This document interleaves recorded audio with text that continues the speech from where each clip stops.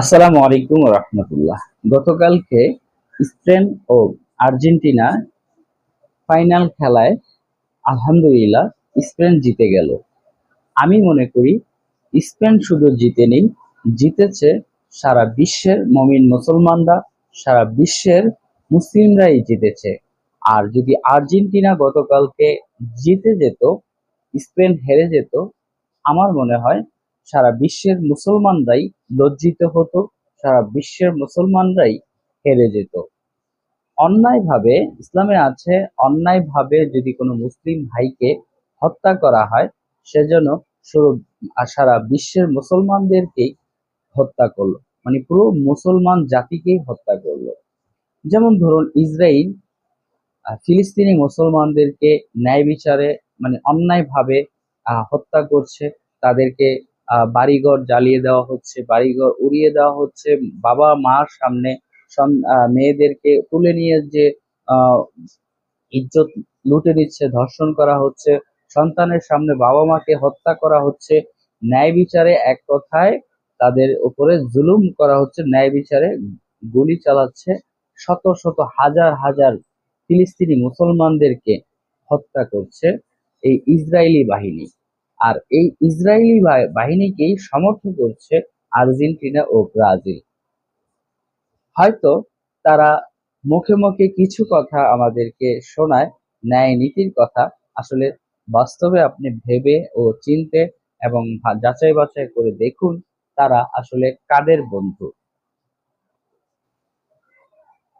আমি আপনি ইহুদিদের ইসরায়েলি পণ্য কিনে তাদেরকে সহজ সাহায্য করতেছি, আবার আমার আপনার টাকা দিয়ে ফিলিস্তিনি মুসলমানদেরকে ন্যায় বিচারে গুলি চালাচ্ছে। আমার আপনার টাকা দিয়ে হয়তোবা গুলি কিনা হচ্ছে, সেই গুলি দিয়ে আবার আমার ভাইকে, ফিলিস্তিনি মুসলমান ভাই বোনদেরকে গুলি চালানো হচ্ছে। আপনি আর্জেন্টিনা, ব্রাজিল বা অন্যান্য সাপোর্ট যে কোনো দলকে আপনি সাপোর্ট করতে পারেন, সেটা আপনার ব্যক্তি স্বাধীনতা। তবে যেখানে ইমানি প্রশ্ন আসে, সেখানে আপনি কোন দিকে থাকবেন সেটাই হলো ভাবার বিষয়। একজন মুসলিম হিসেবে আপনি অবশ্যই আরেকজন মুসলিম ভাইয়ের পাশেই থাকাটা আপনার ইমানি দায়িত্ব। ধরুন আপনার পরিবারের কোনো একজন সদস্য বা কোনো ঘনিষ্ঠ কোনো আত্মীয় প্রতিবেশী কোনো গ্রামের সাথে খেলা রেখেছে, সেই সেই দুইটি দল ফাইনালে উঠেছে। এখন আপনি আসলে কাকে সাপোর্ট করা উচিত ছিল বা কাকে সাপোর্ট করবেন, সেই প্রশ্ন আপনার বিবেকের কাছে রইল।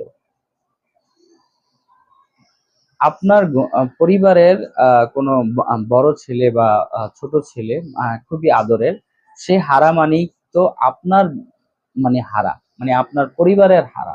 সে জিতা মানেই তো আপনার পরিবার জিতা। যদি আপনি মেনে নেন, তাহলে স্পেন জিতেছে, এখানে আপনি আর্জেন্টিনাকে সাপোর্ট করেন, এই জন্য আর্জেন্টিনা হারাতে আপনি কেঁদেছেন বা দুঃখ পেয়েছেন, সেটা আসলে ইমানি প্রশ্ন হয়ে দাঁড়ায় বলে আমি মনে করি। একটু ভালো করে বিবেচনা করে দেখবেন।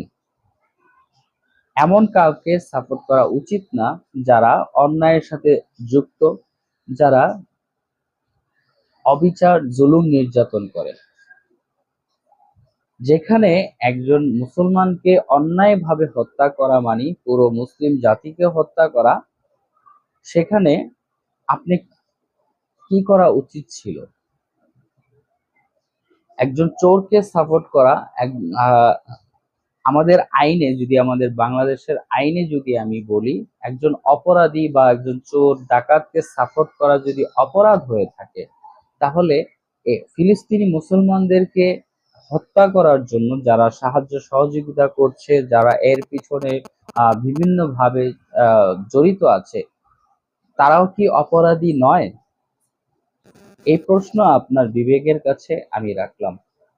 তো যারা আহ কি বলবো, আর্জেন্টিনা বা ব্রাজিল হারাতে কষ্ট পেয়েছেন, তাদেরকে আমি বলবো আপনারা কোনো আলেম ওলামাদের কাছে যে এই বিষয়টা আপনি একটু পরামর্শ করে দেখেন যে তাদেরকে তারা হারাতে তাদের কষ্টে আপনি কষ্ট পাওয়াটা কি আপনার ইমানি চেতনার সাথে কি কোনো সাংঘর্ষিক হয় কিনা সেটা একটু ভালো করে বুঝে দেখবেন।